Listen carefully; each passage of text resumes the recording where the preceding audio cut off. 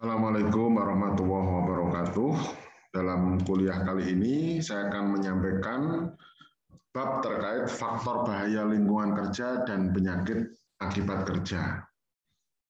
Nah, penyakit akibat kerja atau occupational disease ini ya sesuai dengan dasar hukumnya Kepres 22 tahun 93 dan Permenaker Trans tahun 81 terkait dengan penyakit yang timbul karena hubungan kerja dan penyakit akibat kerja. Jadi penyakit yang disebabkan oleh pekerjaan atau lingkungan kerja. Nah, kalau sebelum kita masuk ke wilayah ini, kita bisa membayangkan juga, Anda kebayang nggak kalau Anda petani, kemudian Anda memanen tanaman, gitu ya, memanen tanaman padi misalnya. Nah, di saat panen di tanaman padi itu daunnya kan sebenarnya ada semacam kayak apa ya, bulu-bulu yang cukup tajam, jika terkena kulit itu bisa gatal-gatal. Yang lebih tajam lagi itu kalau di kebun tebu misalnya, kebun tebu. Makanya para pemanen atau pekerja di perkebunan tebu itu biasanya rapat ya, lengan panjang, celana panjang, dan kalau perlu malah mukanya pakai tutup seperti itu. Karena memang ketika berjalan di area tebu itu bisa membuat gatal-gatal. Anda juga bisa membayangkan orang yang menebang tanaman bambu, itu juga banyak apa namanya ya, itu tadi bulu-bulu yang ada di kulit tanaman ya, di pelepahnya itu kalau tidak tahan nanti kita akan terjadi gatal-gatal. Bahkan orang yang sudah punya penyakit bawaan seperti alergi itu biasanya akan bermasalah. Jangankan kok ke situ ya, kadang-kadang kita cara ke lapangan saja ya, ke lapangan ketemu udara terbuka, itu ada beberapa mahasiswa yang ternyata alergi udara luar ya. Jadi ketika di lapangan mereka terjadi bentol-bentol merah dan sebagainya. Sehingga hal-hal seperti ini nanti ya, pertimbangan kuliah K3 ini juga menjadi pertimbangan Anda bagaimana menentukan jenis pekerjaan yang akan Anda tekuni nanti gitu ya.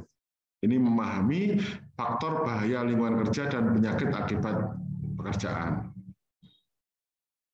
Oke, nah penyakit akibat kerja atau PAK ya timbul karena adanya pekerjaan man-made disease, jadi penyakit buatan manusia yang juga dapat dicegah atau mungkin terdapat sebab-sebabnya gitu ya.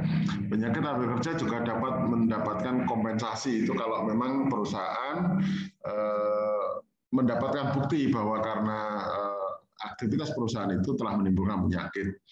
Nah, kita juga perlu mencari cara deteksi penyakit akibat kerja. Misalnya monitoring dulu kesehatan tenaga kerja.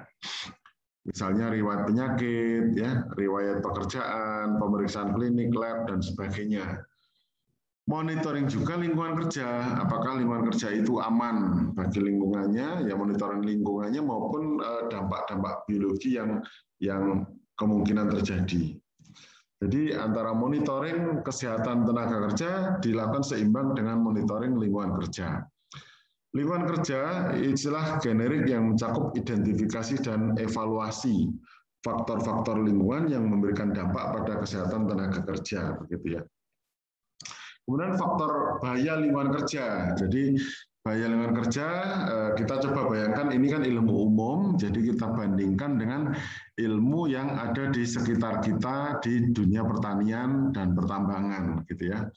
Jadi faktor-faktor bahaya apa sih di lingkungan kerja? Misalnya faktor suara bising, ya, kebisingan. Jadi kalau Anda bekerja atau berada di dalam slip rice mill itu, slip padi, di dalamnya itu bising sekali.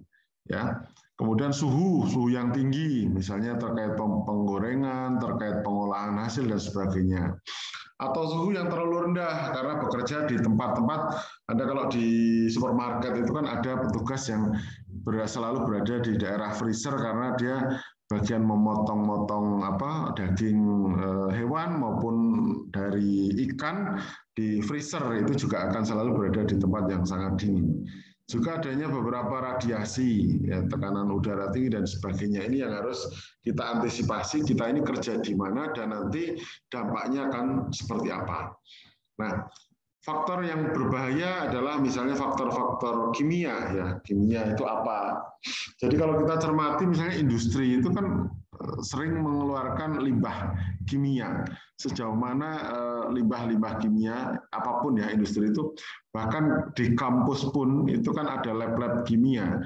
Itu juga harus kita waspadai apakah lab itu sudah ada instalasi pengolahan air limbahnya dan sejauh mana pengamanan terhadap limbah-limbah yang dihasilkan. Belum lagi industri atau jasa yang lain seperti perhotelan, seperti tekstil dan sebagainya. Ya. Kemudian kalau misalnya karena gangguannya itu faktor kimia, ya kita harus mengidentifikasi asalnya dari mana, bentuknya seperti apa, masuk ke tubuh melalui apa, pernafasan atau kontak langsung, kemudian bagaimana waktu masuknya, ya. Terus bagaimana efek terhadap tubuh ini yang harus diantisipasi dampak-dampaknya. Kemudian kondisi berbahaya misalnya terkait dengan racun, ya, gas, uap dan sebagainya. Ini yang harus kita waspadai. Nah, hal-hal yang berbahaya tadi bagaimana dampaknya terhadap organ tubuh kita, ya. Misalnya yang terkait dengan zat beracun yang terhirup oleh pernafasan, biasanya yang kena nanti paru-parunya, gitu ya. Terus kalau yang terkena kulit bisa jadi kanker, bisa jadi macam-macam gitu, atau kulit melepuh dan sebagainya. Atau organ seperti liver, ginjal dan sebagainya, nanti bisa Anda baca sendiri terkait ini. Jadi intinya kalau itu berbahaya maka kita harus segera mewaspadainya, termasuk kelainan sel darah, ya, paru-paru, sistem saraf, ya, pembuluh darah, endokrin itu misalnya tiroid itu kan kelenjar getah bening, ya. Kemudian bahaya-bahaya di lingkungan kerja, baik dalam bentuk biologi, ergonomi, psikososial. Misalnya karena kadang-kadang begini, kebahayaan itu belum ada aturan pelaksanaannya, belum dalam bentuk pedoman-pedoman yang akan menjadikan pegangan dari para pekerja untuk mengantisipasi terjadinya kecelakaan. Ya, nah faktor-faktor bahaya ini apa? Kalau biologi bisa virus misalnya, bisa bakteri, bisa fungi, jamur, parasit dan sebagainya. Faktor lingkungan kerja terkait dengan ergonomi, ya. Ergonomi itu kenyamanannya. Jadi cara kerja, posisi kerja dan sebagainya. Kemudian faktor-faktor bahaya lingkungan kerja. Jadi ada faktor psikososial. Jadi psikososial itu misalnya ya apakah bekerja dalam kerumunan yang sangat banyak, kontak antar manusia, atau mungkin potensi terjadi konflik, gitu ya, terjadi stres, ya, dan sebagainya.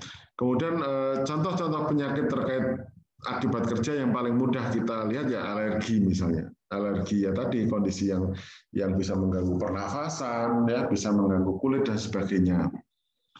Kemudian kontak akibat kerja ini bisa menjadi penyakit paru, ya, menjadi beberapa penyakit yang lain. Ini yang harus kita waspadai.